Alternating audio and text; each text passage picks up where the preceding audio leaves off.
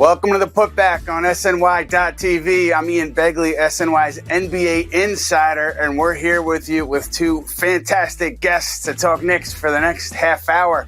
First off, we have Mr. Chuck D, Public Enemy, Grammy Lifetime Achievement winner, Rock and Roll Hall of Fame member, and a big-time Knick fan. If you're on Twitter, I'm sure you already know about his Knick fandom. Very lucky to have Chuck today. And we have Mr. Dan Graca, pre and post ESPN radio, has his own ESPN radio show. He's all over the Knicks as well. So, guys, we're going to get into it all, but we're going to start with the baseline here. Big win for the Knicks. Game 4 in Philadelphia. What should have been hostile territory wasn't that hostile, it turned out, but just a fantastic performance up and down the roster, starting with Jalen Brunson, obviously.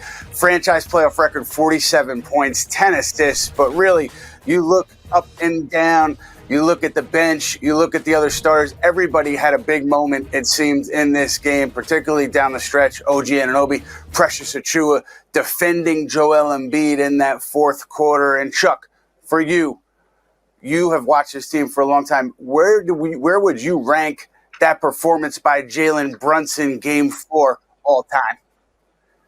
Oh, it was and peace out to you, man. Big fan for so many years. I hit you up always on social media, follow you. But it coincidentally it breaks Bernard King's record with a Bernard King-like performance.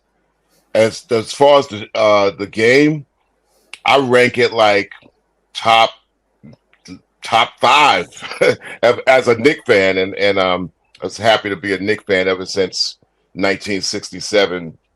By my dad. So I've seen a lot of Knicks contests, but that performance top 5, and I know maybe there's more to come, but it was almost like when Embiid threw that skeptical elbow, and Jalen Brunson like, what you do that for? It reminded me of a incident way back in the 70s when I think Phil Chenier pushed Walt Frazier, and I don't know if it was a playoff game, but the rivalry was intense, and Clyde just went off. That reminded me yesterday of Bernard King, Walt Frazier when he got pushed. It just took him to another level. It's one of those, like, all I needed was that to happen.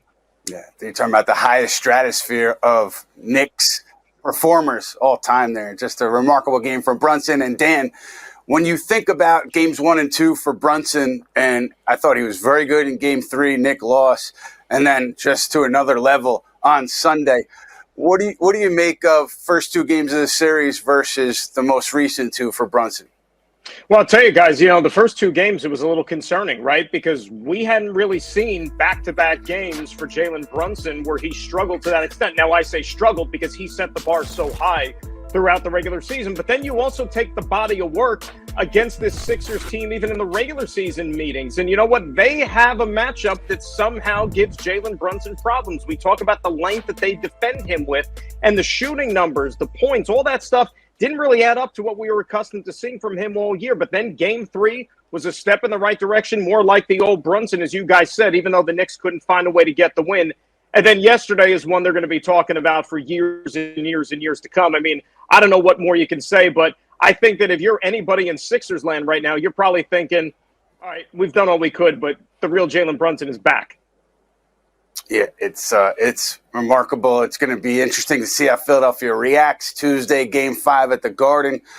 Do they fold up the tent? Does Embiid come out and try to dominate and get the Sixers back to the Wells Fargo Center? I guess you could still call it the Wells Fargo Center after Sunday. Does he try to get him back there for Game 6? It's going to be, a big moment for this Sixers team and really Embiid, I think, his era here in Philadelphia. But let's get back to the Knicks here because you talk about Embiid and you talk about, the 1 point in the fourth quarter.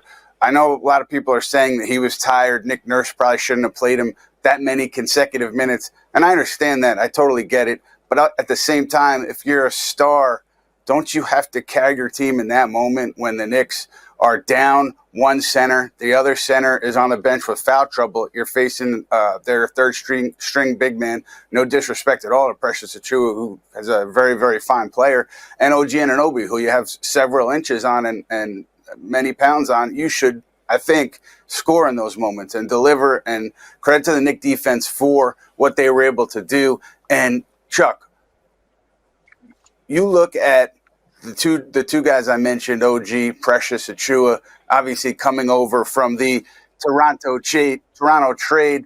I mean, looking back on that deal and looking at last night, or yesterday afternoon, I should say, just your thoughts on the deal and its impact on the franchise. Oh, tremendous.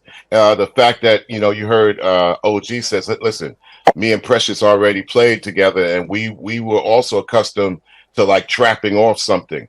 And it was almost like they threw a cage around Joel Embiid. OG went one-on-one in many cases, but then Precious cheated and came in. It was sort of like this cage, and Precious has this kinetic energy with him as well, along with the wingspan. I think it gave him an issue. Now, here's another thing. I think what we're looking at is a new type of NBA coming in, meaning that Thibodeau has come in with the mentality of,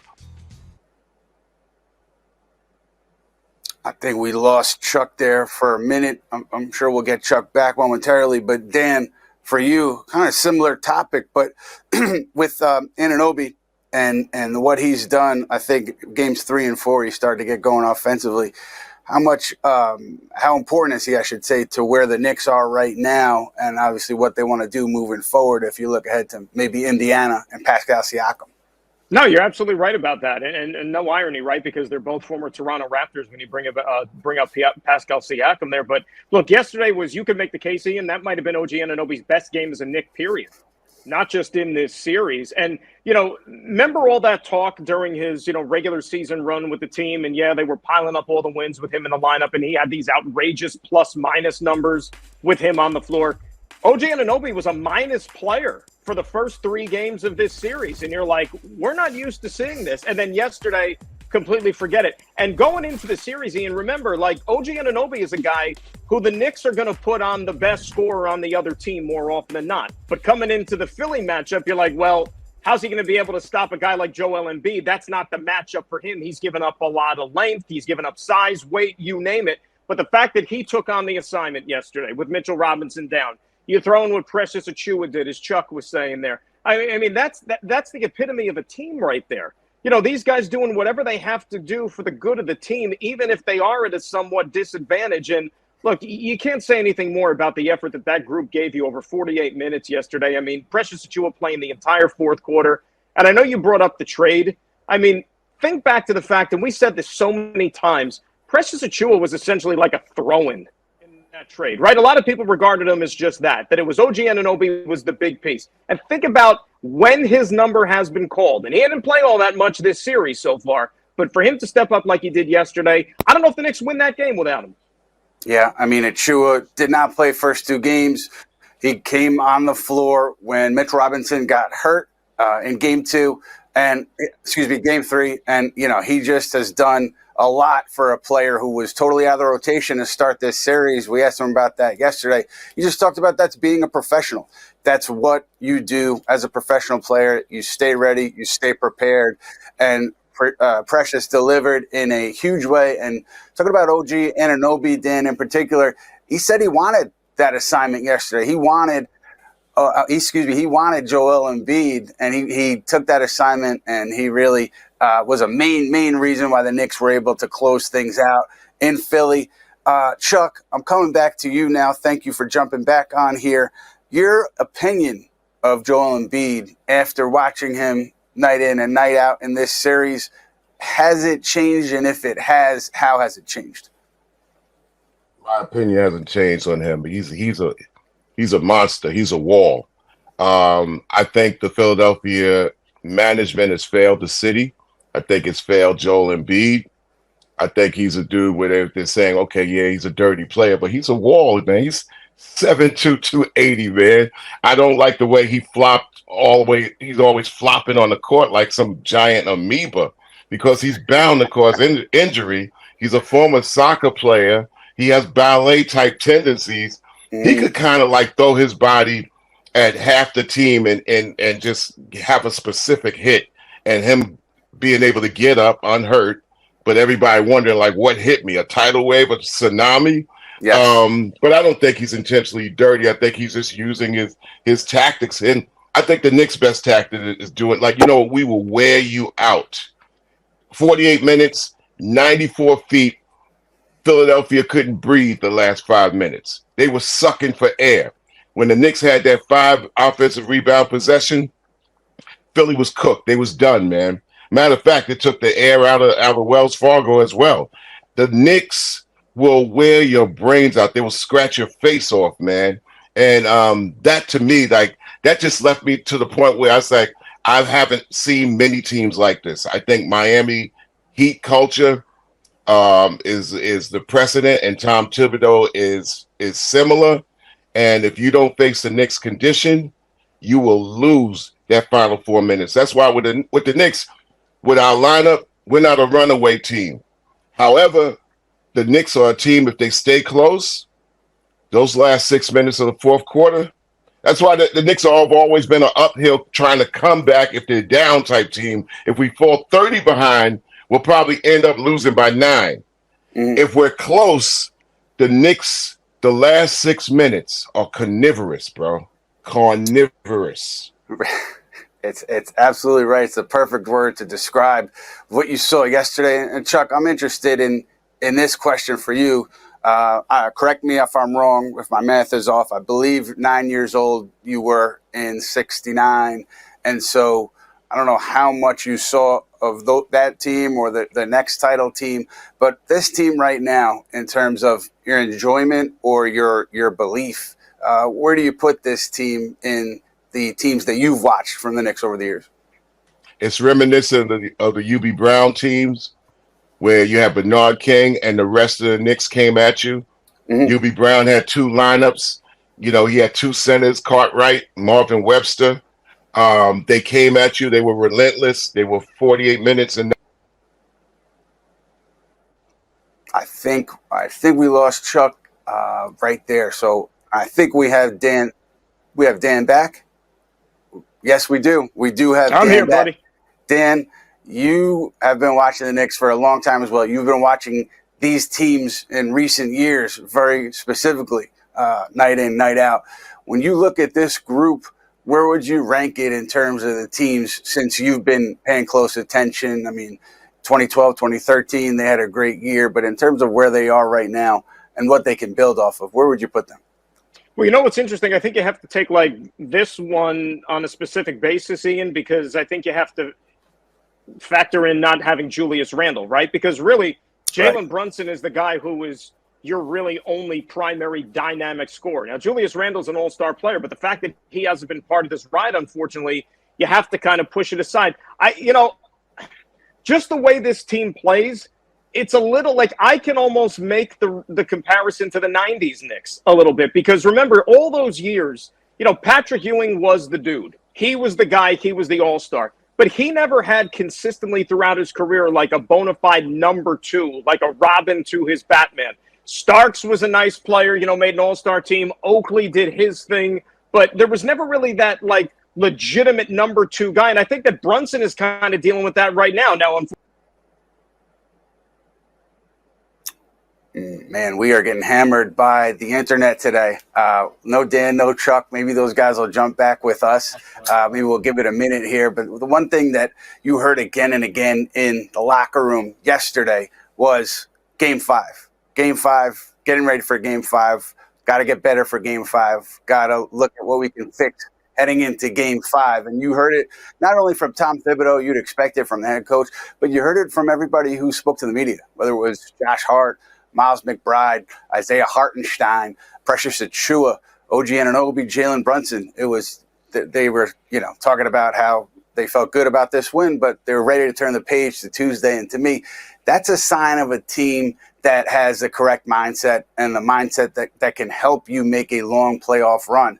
They're not worried about 5 minutes ago. They're worried about 5 minutes from now or the next night. And it sounds like a cliche, but just being around this group and having heard how they talk about their approach and having watched them, night in and night out over the last 2 years, I don't think it's a cliche with this team. I really think that they have this mindset where, hey, we want to get better today, or we want to get better tomorrow. We want to clean up what went wrong, and let's keep trying to get better.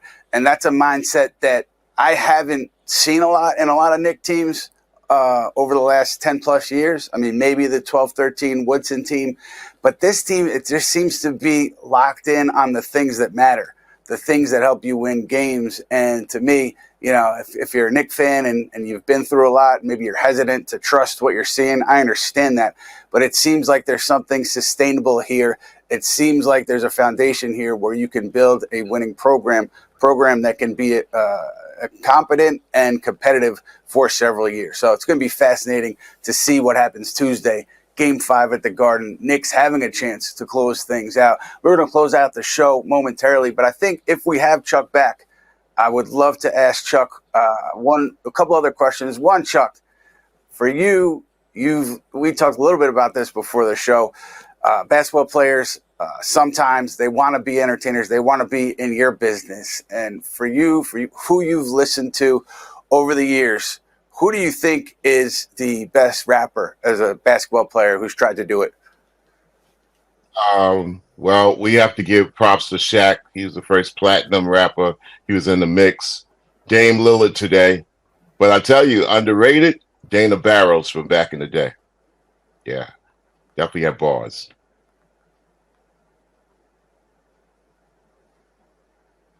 That's it. Unfortunately, I saw Chuck. I couldn't hear Chuck. I don't know if Chuck could hear me, or if I hope the audience heard Chuck, because I would love to hear his thoughts on that. Maybe I'll ask him another time. But Chuck, we can't thank you enough for your time, man. We really, really appreciate it. Dan Graca, Chuck D joining us to break all things Knicks down here on the Putback. That'll do it for us for today. Knicks Game 5 at the Garden tomorrow night, and we'll see where the series goes from there. But as far as the Putback, we'll be back with you either some point later this series or ahead of round 2. And be sure to keep an eye on Honda Sports Night every night for your Knicks coverage.